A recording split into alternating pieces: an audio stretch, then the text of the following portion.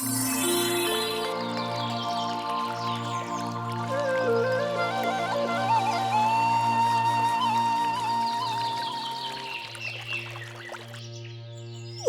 तुमने जो कर्म किया है ना, उसकी सजा तो तुम्हें जरूर मिलेगी।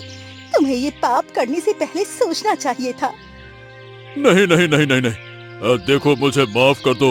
मुझसे मुझसे बहुत बड़ी गलती हो गई। मुझे मुझे ऐसा तुम्हारे साथ नहीं करना चाहिए था। मुझे मुझे एक मौका तो दे दो। एक मौका दे दो। गलती हो गई मुझसे। तुमने मेरे साथ बहुत गलत किया है। तभी कुछ गांव वाले आते हैं और सौम्या का बाल पकड़कर घसीटते हुए ले जाते हैं। अरे अरे अरे, छोड़ दो उसे, छोड़ दो, छोड़ दो। उसने कुछ भी नहीं किया है। जो किया है मैंने किया है, उसे छोड़ दो। लेकिन गांव वाले एक नहीं सुनते और सौम्या को घसीटते हुए लेकर चले जाते हैं। कुछ दिन पहले मणिपुर गांव में माधव अपनी पत्नी राधा के साथ रहता था। वो गरीब किसान था, लेकिन कितना भी मेहनत मजदूरी करने के बाद भी उसे 2 वक्त की रोटी की जुगाड़ नहीं हो पाती थी। इतनी मेहनत कर रहे हो, लेकिन फिर भी 2 वक्त की रोटी नहीं कमा पा रहे हो तुम। अरे राधा, मैं मेहनत तो कर रहा हूँ, पर तुम जानती हो ना कि हमारे पास ना तो बैल है और ना ही पैसे हैं कि बैल खरीद लें। फिर भी मैं इस बार पूरी मेहनत कर रहा हूँ। मुझे कुछ नहीं पता, बस मुझे धन चाहिए। चाहे तुम उसके लिए कहीं से कुछ भी करके लाओ, मुझे इससे कोई फर्क नहीं पड़ता। अगर नहीं लाए ना तो मैं घर छोड़कर चली जाऊंगी। राधा गुस्से में चली जाती है। माधव रोते हुए अपने खेत की तरफ जाने लगता है और जैसे ही वो खेत में पहुंचता है, अरे बाप, इतना बड़ा खेत है, वो भी बिना बैल के मैं कैसे इसमें हल जोतूं? लेकिन क्या करूं, मुझे किसी भी तरह से फसल रोपना ही होगा, वरना राधा मुझे छोड़कर चली जाएगी और मैं उसके बिना कैसे रहूंगा। चलो शुरू करता हूँ प्रभु का नाम लेकर। बोलो जय बजरंगबली।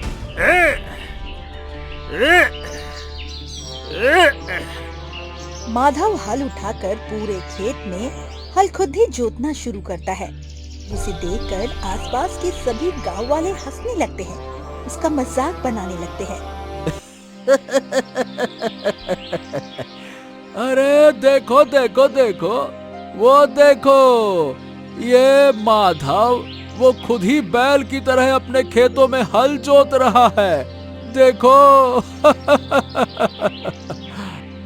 हाँ, तुम सच कह रहे हो भैया। ऐसे नालायक इंसान को तो चुल्लू भर पानी में डूब मरना चाहिए।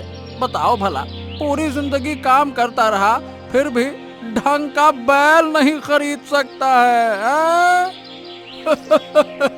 और नहीं तो क्या। अरे तुम्हें नहीं पता, इसकी पत्नी तो लालची है, लालची, और इसे छोड़कर जाने की कई बार धमकी दे दी है। बेचारा पत्नी से बहुत प्रेम करता है, इसी वजह से बैलों की तरह काम कर रहा है ताकि पत्नी इसे छोड़कर ना जाए। दोनों गांव वाले हंसते हुए वहां से चले जाते हैं।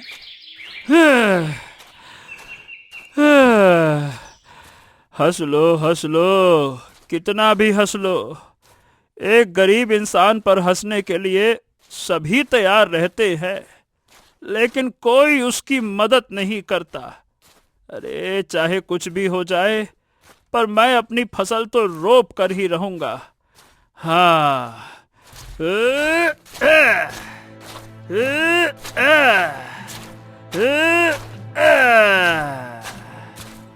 माधव सुबह से लेकर शाम तक कड़ी धूप में हल जोतता।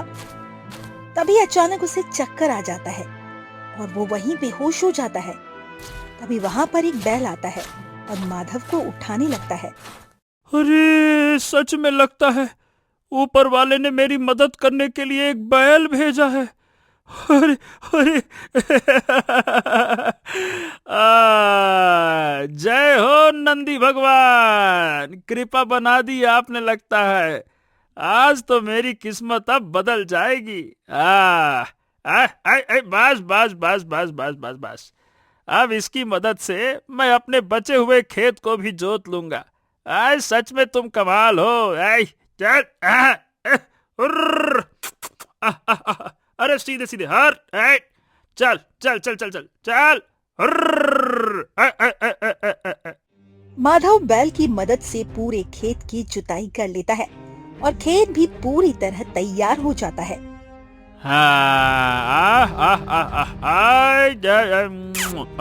बस बस बस बस, थक गए होगे है ना।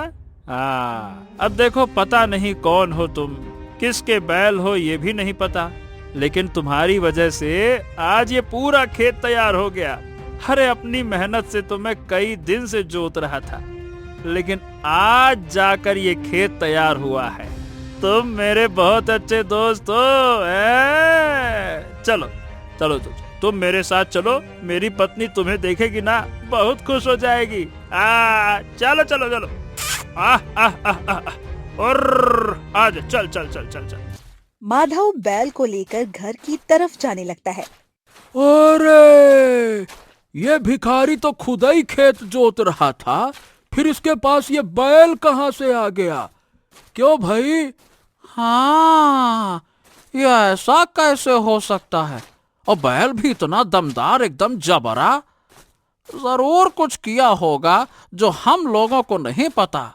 हाँ। सभी गांव वाले हैरान हो जाते हैं और माधव के घर पहुंच जाते हैं। ये बैल कहाँ से लाए? आपके पास इतने पैसे कहाँ से आए? भोलेनाथ की कृपा है, नंदी जी का आशीर्वाद। अरे तुम नहीं जानती, जिसका कोई नहीं होता उसका भगवान होता है। देखो, भगवान ने हमारी मदद के लिए एक अच्छा खासा हट्टा कट्टा तगड़ा बैल भेज दिया है, जबरा बैल। अब कुछ ही दिनों में हमारी गरीबी दूर हो जाएगी।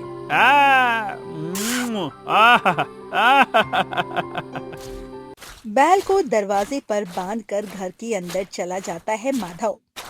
धीरे धीरे वक्त बीतता है और बैल की मदद से माधव बहुत अच्छा खेती करता है।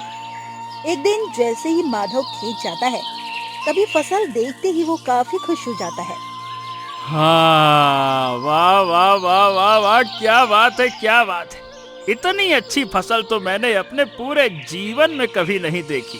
वाह, इस बार तो बैल की मदद से लक्ष्मी जी मेरे खेत में स्वयं पधारी हैं। अरे मजा आ गया रे भैया, फसल हो गई मेरी तगड़ी रे भैया। माधव खुश होकर उसके बाद वहाँ से चला जाता है।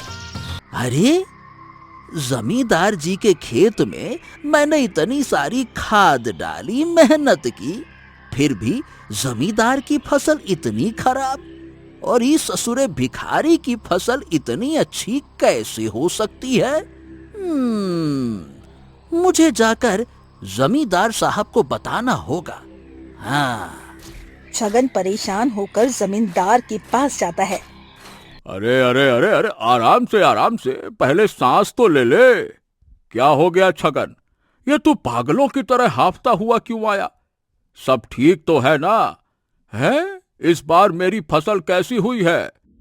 अरे अरे सेठ जी, मैं क्या बताऊं, हमारी फसल इस बार बिल्कुल अच्छी नहीं हुई है। और वहीं बगल में माधव भिखारी की फसल, दादा रे दादा, इतनी अच्छी हुई है मालिक कि पूरे गांव में इतनी अच्छी फसल तो किसी की भी नहीं है। हाँ। अरे ऐसा कैसे हो सकता है? एक भिखारी की फसल, वो भी मुझसे अच्छी? ऐसा नहीं हो सकता। उसकी फसल भला मुझसे अच्छी कैसी हो सकती है? अरे खेती के मामले में भला वो एक जमींदार को टक्कर दे दे, वो भी एक भिखारी होकर। है? वही तो जमींदार साहब, मैं भी तो यही सोचकर परेशान हूँ कि आखिर वो भिखारी के पास ऐसा क्या है जो खेत में वो डाल रहा है। उसने खेत में अच्छी फसल के लिए कुछ ना कुछ तो डाला होगा, तभी जाकर इतनी बढ़िया फसल हो रही है। हाँ, ए छगन, एक काम कर, तू जाकर उसकी सारी की सारी फसल बर्बाद कर दे, क्योंकि मैं ये तो नहीं देख सकता कि मेरे रहते हुए कोई और इतनी अच्छी फसल उगा ले। जा, पूरा खेत बर्बाद कर दे, जा। ठीक है, तो फिर आज रात होते ही मैं उसके खेतों में जंगली जानवर छोड़ दूंगा। ऐरा जानवर जाएंगे, पूरी खेत को पैरा बना देंगे। यानी कि सारी फसल बर्बाद। ए छगन, ये तो बता, तू जंगली जानवर उसके खेत में छोड़ेगा कैसे? आप नहीं जानते, उसमें बस एक दवाई डालना होता है, जिसकी महक से सारे जानवर अपने आप उसी खेत में पहुंच जाएंगे सूंघते हुए। और उसकी सारी फसल खबर खबर खबर खबर खबर खबर खा के खत्म।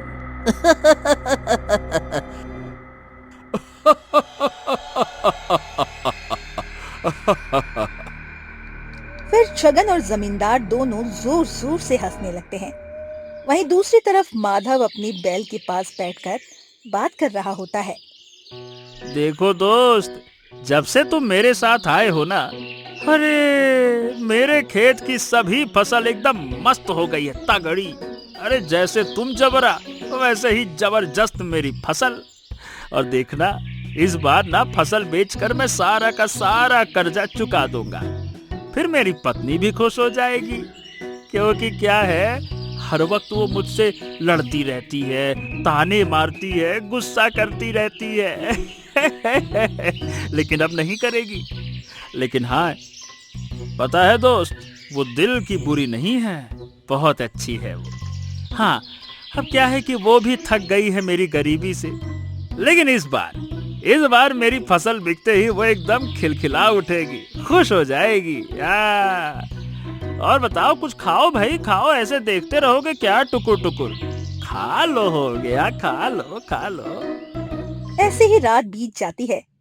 अगली सुबह होते ही माधव खेत की तरफ जाता है। चलो, अब खेत की फसल भी तैयार हो गई है, तो जाकर आज फसल काट लेता हूँ। फिर बेचकर सारा कर्जा चुका दूंगा और घर का जरूरी सामान भी ले आऊंगा। चलो, फसल काटने चला जाए। चले हम तो खेतवा के तरफ रे, फसलिया बड़ी जबरदस्त। माधव खुश होकर अपने खेत की तरफ जाता है। जैसे ही वो खेत पहुंचता है, तो उसकी सारी फसल जानवरों ने खा ली होती है। हैं? अरे नहीं नहीं नहीं नहीं नहीं नहीं, ये क्या हो गया? अरे ये क्या हो गया? मेरे खेत में इतनी सारी फसल ये जानवरों ने खा ली। हे भगवान, ये क्या हो गया? मैंने इतनी मेहनत की और जो थोड़े बहुत पैसे थे सब खेत में लगा दिए। अरे मैं तो बर्बाद हो गया, मैं तो लुट गया, बर्बाद हो गया। जमीन पर बैठकर माधव पागलों की तरह रोता है। और थोड़ी देर बाद, क्या करूं मैं, क्या करूं समझ नहीं आ रहा। घर जाऊंगा तो राधा गुस्सा करेगी, ऊपर से जमींदार कर्ज मांगने आ जाएगा। अब मैं कहीं का नहीं रहा। अरे जीने का मुझे कोई हक नहीं है। अपने घर परिवार खेत को संभाल नहीं सकता तो जी कर क्या करूंगा। रोते हुए माधव घने जंगल की तरफ चला जाता है और वो पहाड़ी से कूदने वाला होता है कि तभी वहाँ बैल आ जाता है। अरे तुम यहाँ क्यों आए हो? चले जाओ, मुझे किसी से कोई बात नहीं करना, मुझे मर जाना चाहिए। अरे मेरी सारी फसल खराब हो गई। अरे मैं अपनी पत्नी को इतनी सी भी खुशी नहीं दे सकता। मेरे जैसे इंसान को मर जाना चाहिए। चले जाओ दोस्त, फसल खराब हो गई, मैं तुमको भी कुछ नहीं खिला सकता। अरे किसी और के पास चले जाओ, मैं धरती का बोझ हूँ, धरती का बोझ। माधव कूदने ही वाला होता है। रुक जाओ, तुम ये नहीं कर सकते। हैं? अरे ये क्या? तुम बोल रहे हो?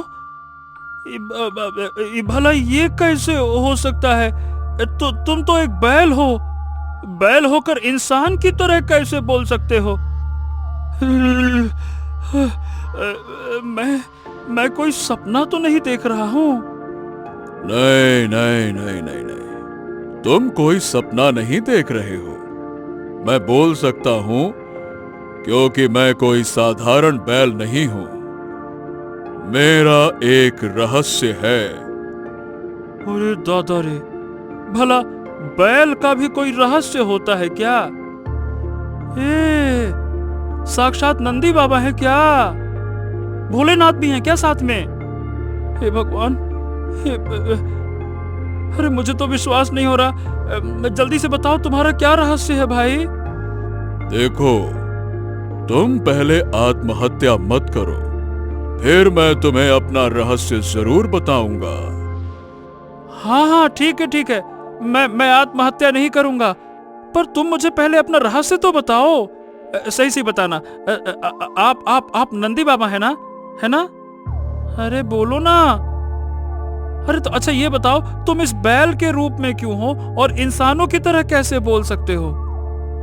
ये बहुत समय पहले की बात है। एक दिन तालाब के किनारे दो प्रेमी जोड़े आपस में बातें कर रहे थे। तालाब के किनारे सौम्या और राजू एक दूसरे की बाहों में बाहें डालकर प्यार भरी मीठी मीठी बातें कर रहे थे। तुम भी ना सौम्या, कैसी बातें करती हो? पगला गई हो क्या? हाँ नहीं तो। अच्छा लाओ, मुझे अपना हाथ दो। तुमको पता है सौम्या, देखो हम दोनों पूरे 2 वर्षों से ऐसे छुप छुप कर मिल रहे हैं, लेकिन सही बताऊं सौम्या, अब मुझसे और इंतजार नहीं हो रहा है। चलो ना, हम दोनों शादी कर लेते हैं। हाँ ये ठीक रहेगा, फिर साथ में रहेंगे तो अच्छा लगेगा। क्या कहती हो? हाँ तुम ठीक कहते हो। मैं सोच रही थी कि मैं अपने पिताजी से जाऊं और हम दोनों की शादी की बात करूं। हाँ ठीक है। आए है, वैसे एक बात बोलूं, तुम ना दिन ब दिन और सुंदर होती जा रही हो। आए है, देखो देखो कैसे शर्मा रही है।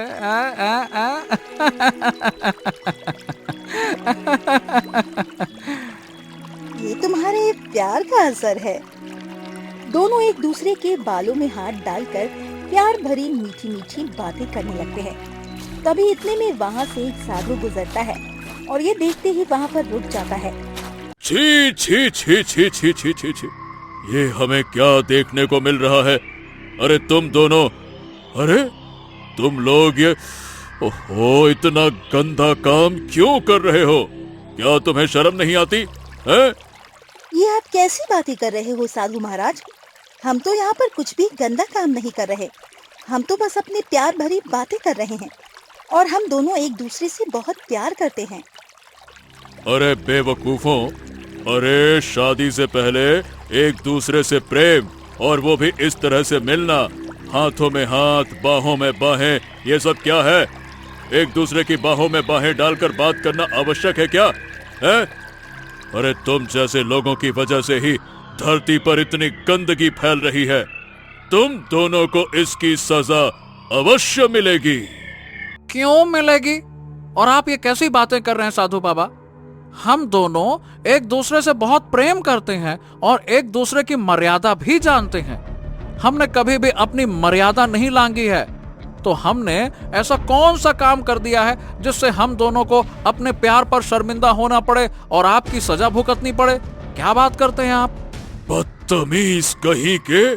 तो तुम क्या चाहते हो कि मैं तुम्हारी बात पर यकीन कर लूं? तुम्हें तो अब इसकी सजा अवश्य मिलेगी। एक तो चोरी, ऊपर से सीना जोरी। अब तुम चलो, मेरे साथ अभी चलो। नहीं, आप ऐसा नहीं कर सकते हो। हम दोनों एक दूसरे से बहुत प्यार करते हैं और हम अपने परिवार वालों से जल्द बात करके शादी भी करने वाले हैं। आप गलत समझ रहे हैं साधु महाराज।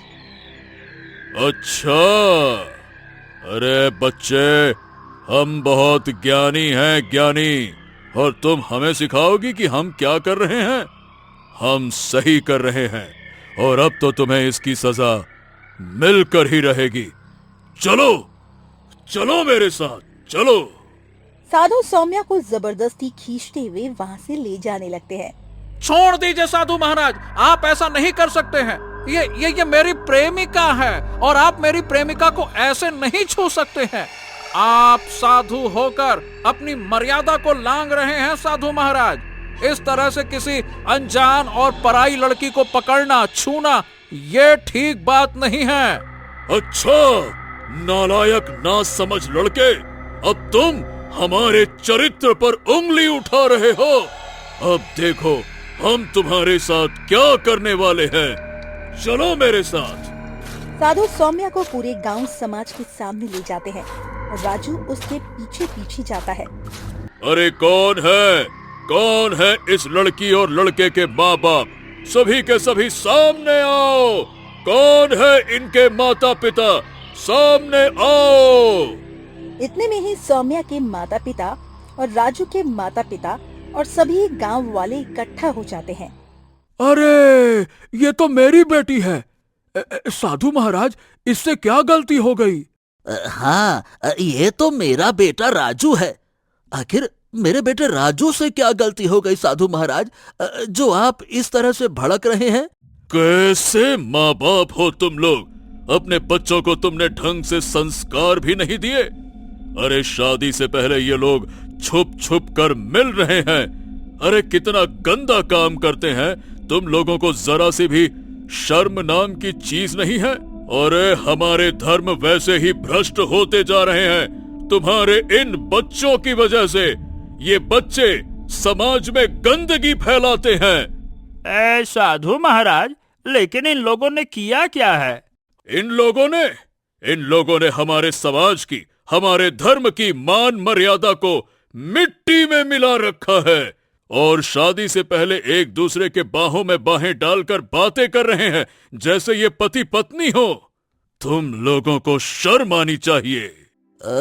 देखिए साधु महाराज, हमें नहीं पता था कि हमारा बच्चा ऐसा कर रहा है। गलती हो गई, माफ कर दीजिएगा। मैं अपने बेटे को इसकी सजा अवश्य दूंगा।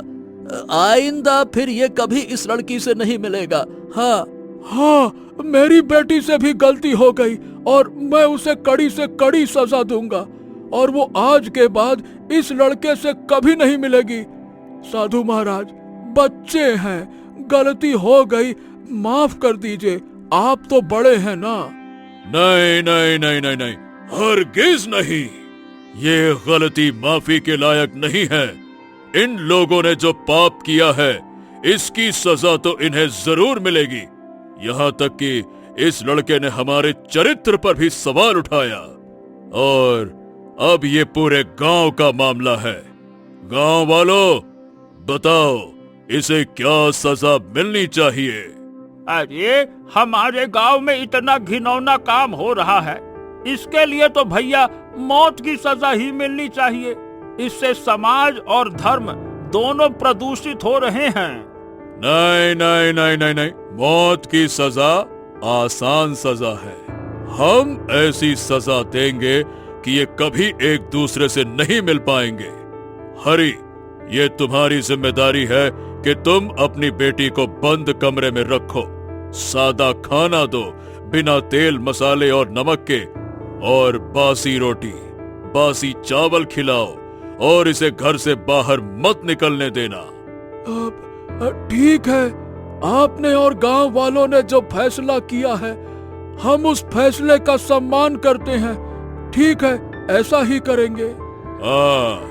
और ये लड़का राजू, इसे ले जाकर गांव के बाहर एक गुफा में बंद कर दो और वहां इसे पूरे 5 सालों तक गुफा में बंद करो और फिर उसे 2 दिनों में 1 दिन खाना दो, तब जाकर इसे पता चलेगा कि आखिर शादी से पहले गांव की मर्यादा लांघने की कीमत क्या मिलती है। ठीक है साधु महाराज, आपने बिल्कुल ठीक कहा। आपने जो कहा है मैं वही करूंगा। ठीक है। हाँ हाँ ठीक है। हाँ ठीक है। हाँ हाँ हो हाँ हाँ। हाँ। सभी गांव वाले हाँ में हाँ मिला देते हैं। ये आपने ठीक नहीं किया साधु महाराज। हमारा प्रेम पवित्र था, लेकिन फिर भी आपने गांव वालों के सामने हमारे प्रेम का तमाशा बना दिया और ऊपर से हमारे प्रेम पर इतना लांछन लगाया। आप कभी खुश नहीं रहोगे, यही मेरी बद्दुआ है। बड़ी आई एक ज्ञानी साधु को समझाने वाली। अरे तुम लोगों को ये काम करने से पहले सोचना चाहिए था। बेवकूफ कहींगे। अरे ले जाओ इन्हें, ले जाओ। हरी सौम्या को खींचते हुए ले जाने लगता है। हाँ, नहीं नहीं नहीं नहीं सौम्या, सौम्या सौम्या तुम मुझे छोड़कर नहीं जा सकते। रुक जाओ सौम्या, सौम्या रुक जाओ। पिताजी पिताजी मैं सौम्या से शादी करना चाहता हूँ। अगर हमारे प्रेम को आप लोग नहीं अपनाना चाहते हो तो हम लोग शादी करके पति पत्नी बन जाते हैं ना। फिर तो आप लोग हमारे प्रेम को अपनाओगे ना। पिताजी पिताजी मेरी बात समझिए ना। नहीं, हरगिज नहीं। प्रेम विवाह तो हरगिज नहीं अपनाया जाएगा। अगर तुमने प्रेम विवाह किया तो इसे बढ़ावा मिलेगा और फिर पूरे गांव में सब एक दूसरे से प्रेम विवाह करते रहेंगे और फिर सबका प्रेम विवाह होगा और हम ऐसा कभी नहीं होने देंगे। हम अपनी संस्कृति को यूं नहीं मिटने देंगे। तुम जैसे लोगों को तो और कड़ी सजा मिलनी चाहिए। हाँ हाँ साधु महाराज बिल्कुल ठीक कह रहे हैं, और इन्होंने जो किया है उसका कहा कभी पलटा नहीं जाएगा, और जो सजा मिली है वो सजा तो मिलकर ही रहेगी। और नहीं तो क्या। अरे किशोर, लेके जाओ अपने बेटे को, जंगल वाले गुफा में कैद कर दो और 2 दिनों पर एक बार खाना देना। और हमने अगर कभी इसे गांव में देख लिया ना तो उस दिन देखना हम तुम्हारे पूरे परिवार को गांव से धक्के मारकर बाहर निकाल देंगे। नहीं तो बच जलन बेटा। कैसा बेटा है ये। हाँ हाँ ठीक है ठीक है। आप लोगों ने जो फैसला किया है मैं वही करूंगा। मेरा बेटा आज के बाद फिर कभी इस गांव में नहीं दिखेगा। ठीक है, चल राजू, चल चल तू चल चल। किशोर राजू को ले जाने लगता है। नहीं, ऐसा मत करो राजू। राजू, तुम मुझे छोड़कर नहीं जा सकते। सौम्या को हरी घसीटते हुए घर के अंदर तक लेकर जाता है। साधु महाराज, हाँ पई की वजह से हम लोग एक प्रेमी जोड़े को वैसे सजा दे पाए हैं। आप सच में हमारे गांव के लिए भगवान हैं। प्रणाम स्वीकार करें, चरण स्पर्श आशीर्वाद दें। हाँ हाँ, क्यों नहीं, खुश रहो खुश रहो। अरे हमारे रहते हुए हमारे समाज और हमारे धर्म को हम गलत दिशा में नहीं जाने देंगे। भाई ये हमारी संस्कृति का सवाल है। चलो, हरिओम हरिओम हरिओम। फिर सभी गांव वाले वहां से चले जाते हैं। हरी सौम्या को घसीटते हुए घर के अंदर ही बंद कर देता है। अरे चल तू चल, चल। हाँ, चल अंदर। आज के बाद कमरे से बाहर नहीं निकलेगी तू। चल बेटा, अंदर रह तू, चल। सुनती हो, इसे खाने में सिर्फ बासी खाना देना और इसे घर से बाहर बिल्कुल मत निकलने देना। क्या कहूँ मैं, इसने पूरे समाज के सामने मेरी नाक कटा दी। ढंग से प्रेम भी नहीं कर सकती। साधु महाराज इसकी कितनी निंदा करके गए हैं। पता नहीं उनके मन में हमारी बेटी की क्या छवि बनी होगी। पर जी, ये तो हमारी इकलौती बेटी है। अगर हम इसे बंद कर देंगे तो हम अपना जीवन कैसे बिताएंगे? अरे क्या कहूँ मीना, मुझे भी ये करने की इच्छा नहीं है। अब पर क्या करूँ, साधु महाराज ने कहा है, और तुम तो जानती हो साधु जो कहे पूरा गांव उनका साथ देता है। मैं जानता हूँ कि प्रेम करना गलत नहीं है। हम दोनों ने भी प्रेम विवाह किया था, लेकिन अब साधु महाराज के कहने पर पूरे गांव वाले हमारे खिलाफ हो गए हैं, हमारी बिटिया के प्रेम के खिलाफ। तो मुझे भी मजबूरी में बेटी को इसके प्रेम से अलग करना होगा और इस कमरे में बंद करके रखना होगा।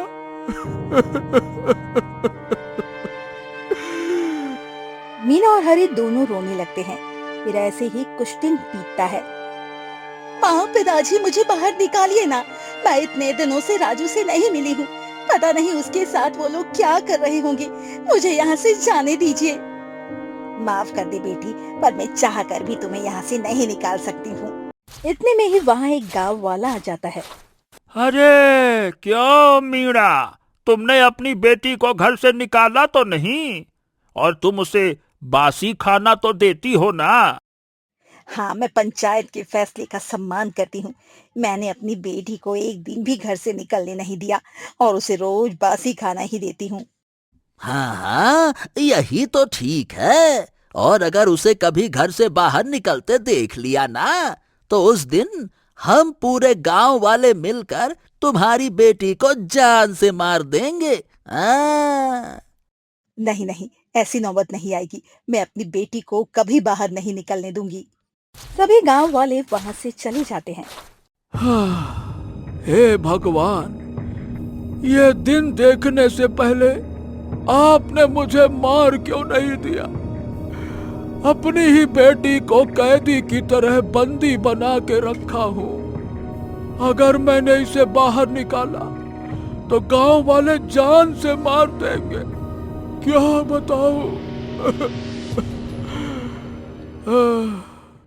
ये सारी बातें अंदर से सौम्या सुन लेती है।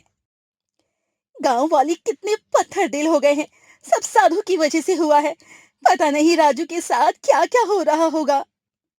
फिर आधी रात होते ही सौम्या चोरी छुपे घर से निकल जाती है और घने जंगल की तरफ भागने लगती है। जैसे ही वो गुफा के पास पहुंचती है, तभी सामने साधु आ जाता है। अच्छा, तो तुम फिर से भागकर अपने प्रेमी से मिलने जा रही हो, लेकिन हमारे रहते तुम कभी उससे नहीं मिल सकती हो। मुझे पता था कि तुम यहीं आओगी, इसीलिए हम पहले से ही यहाँ खड़े हैं। तो मुझे जाने दो, मुझे गुफा के अंदर जाना है। मेरा प्रेमी वही कैद है।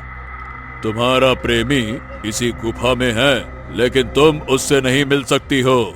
तुमने दो प्रेम करने वालों को अलग किया है। तुम कभी खुश नहीं रहोगे। मैं तुम्हें बद्दुआ देती हूँ। जिस तरह तुम्हारा जानवर वाला दिल है और इंसान की तकलीफ और दर्द नहीं समझते, इस तरह तुम जानवर बन जाओ, क्योंकि साधु होकर भी तुम्हारे अंदर इंसान नाम की कोई चीज ही नहीं है।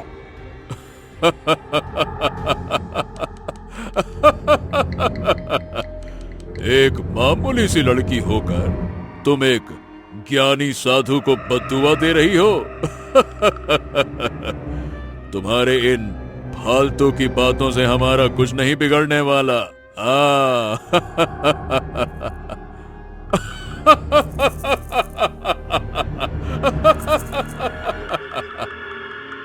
मैं सच्चा प्रेम करती हूँ। मेरा प्रेमी भी मुझसे सच्चा प्रेम करता था। हमने अपनी मर्यादा कभी नहीं लांघी, लेकिन तुम्हारी वजह से पूरे गांव ने हमारे प्रेम को बदनाम किया। प्रेम की शक्ति से मैं तुम्हें बद्दुआ देती हूँ। तुमने दो प्रेमी जोड़ों को अलग किया है। तुम्हें इसकी कीमत चुकानी पड़ेगी। तुम जानवर बनोगे, यही मेरी बद्दुआ है। इतना सुनते ही साधु जोर जोर से हंसने लगता है। तभी अचानक रोशनी फैलती है और साधु एक बैल में बदल जाता है। अरे अरे, नहीं नहीं नहीं नहीं, ये नहीं हो सकता। मैं बैल कैसे बन सकता हूँ? ये नहीं हो सकता। देखो देखो देखो देखो देखो देखो, तुम अपनी बद्दुआ वापस ले लो। ये कैसे हो गया? ये मैं देखो, मैं तुमसे कहता हूँ, अपनी बद्दुआ वापस ले लो। नहीं, तुमने जो कर्म किया है उसकी सजा तुम्हें जरूर मिलेगी। तुम्हें ये पाप करने से पहले सोचना चाहिए था। मैं तुम्हें कभी माफ नहीं करूंगी और तुम इसी रूप में रह के अपनी बाकी जीवन काटोगे। नहीं नहीं नहीं नहीं नहीं, तुम मुझे माफ कर दो। मुझसे बहुत बड़ी गलती हो गई। मुझे ऐसा तुम्हारे साथ नहीं करना चाहिए था। देखो देखो देखो बिटिया, मुझे एक मौका दे दो। मैं सब ठीक कर दूंगा और तुम्हें वो सारी खुशियां दूंगा जो मैंने तुमसे छीनी है। बस एक बार मेरी बात मान लो बेटा, मान लो। अब मैं तुम्हें कभी ठीक नहीं कर सकती। तुमने मेरे साथ बहुत गलत किया है, बहुत गलत। उसी समय कुछ गांव वाले वहां आ जाते हैं और सौम्या को पकड़कर घसीटते हुए अपने साथ ले जाते हैं। और वो साधु कोई और नहीं बल्कि मैं ही हूं। मैं अपने ज्ञान में इतना अंधा हो गया था कि मैं सही गलत का फर्क ही करना भूल गया और मैंने दो प्रेमी जोड़ों को अलग कर दिया। हो, क्या साधु महाराज, सही बताऊं, मुझे भी ना बहुत बुरा लगा। आपको ऐसा नहीं करना चाहिए था। मतलब, भला सच्चे प्रेम करने वालों को कभी अलग किया जाता है क्या? बताइए भला। अब क्या कहूं, आप भी तो ज्ञानी हैं, समझदार हैं। हाँ, क्या कहूं। देखो, तुम मुझे इस रूप से आजाद कर दो। तुम उन दोनों प्रेमी जोड़ों को मिला दो, फिर वो जैसे ही मुझे माफ करेंगे मेरा इंसानी रूप वापस आ जाएगा।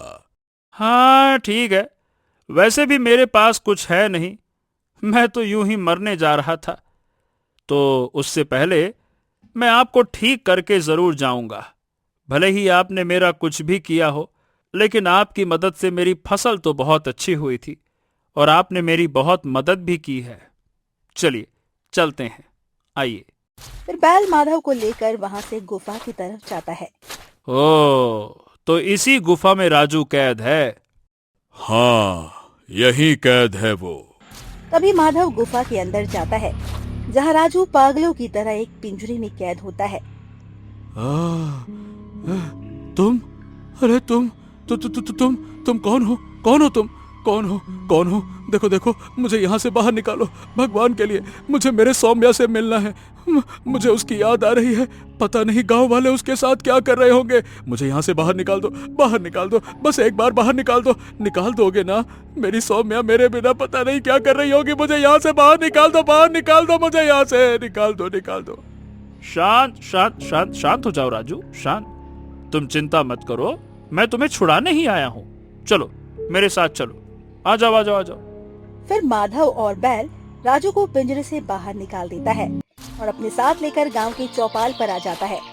जैसे ही राजू को देखता है, सभी गांव वाले गुस्से से आग बबूला होकर इकट्ठे हो जाते हैं। अरे ये क्या? तुम्हारी हिम्मत कैसे हुई राजू को गुफा से बाहर निकालने की? ले जाओ इसे। अरे इसको ले जाओ, वरना हम लोग इसको जान से मार देंगे, हम बता रहे हैं। नहीं, सब लोग शांत हो जाइए। तुम लोग ऐसा बिल्कुल नहीं कर सकते। देखो, प्रेम करना कोई गुनाह नहीं है और इन लोगों ने प्रेम ही तो किया था। इसके लिए तुम इसको इतनी बड़ी सजा क्यों दे रहे हो? हैं?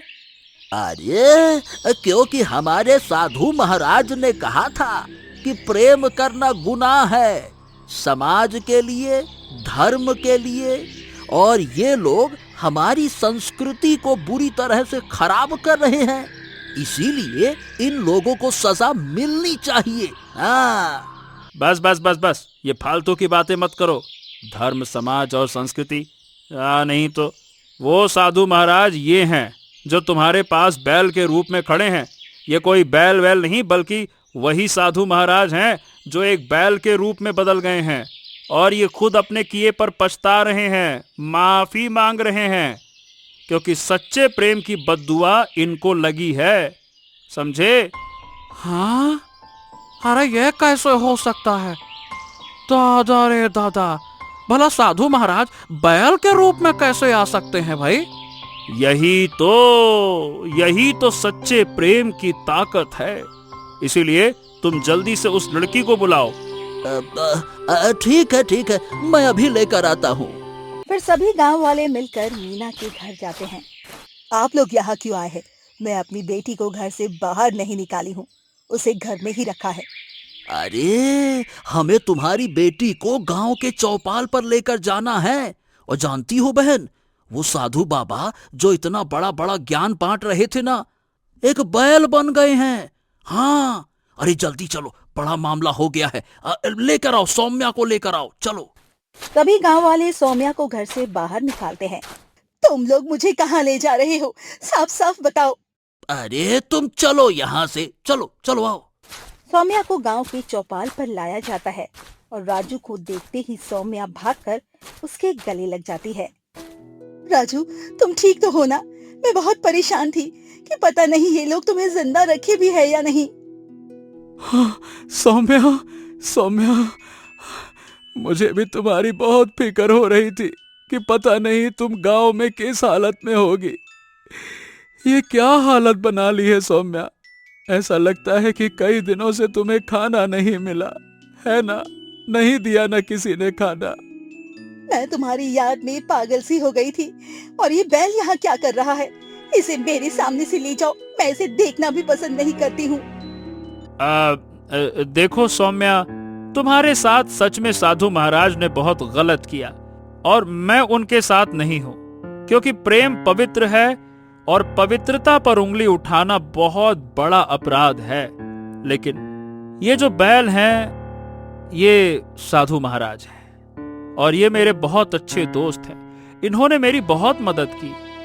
अब देखो, तुम दोनों एक हो गए हो तो कम से कम इन्हें माफ कर दो। इन्हें अपनी गलती पर पछतावा है। कोई साधु पूरा जीवन बैल बनकर तो नहीं रह सकता ना।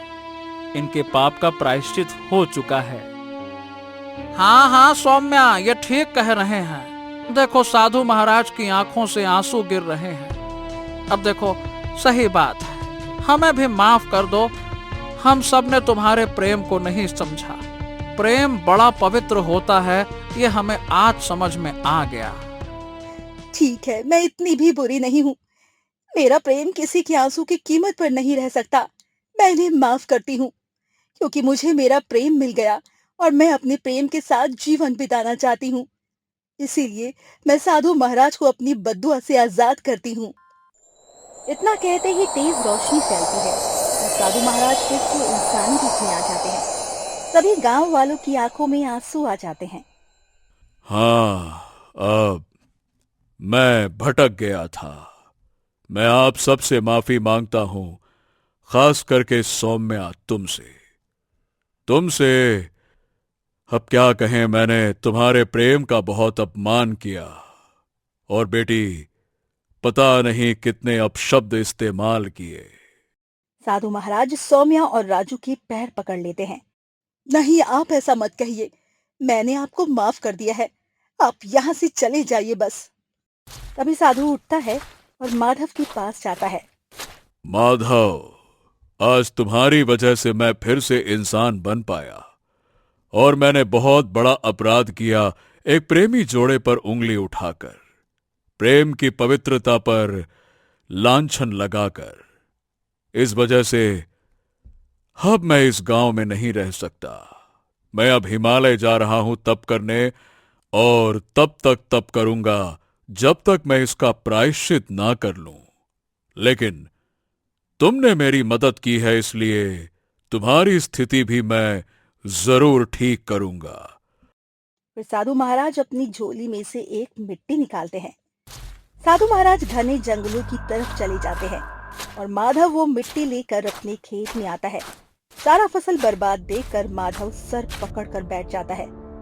हाँ, अब इस मिट्टी से भला क्या ही होगा। लेकिन साधु महाराज ने दिया है तो सोच समझ कर ही दिया होगा। जय भोलेनाथ। जैसे ही माधव वो मिट्टी खेत में छिड़कता है, अभी तेज रोशनी फैलती है। पूरा खेत सोने की फसल में बदल जाता है। ये देखकर माधव खुशी से झूम उठता है। अरे अरे, ये क्या?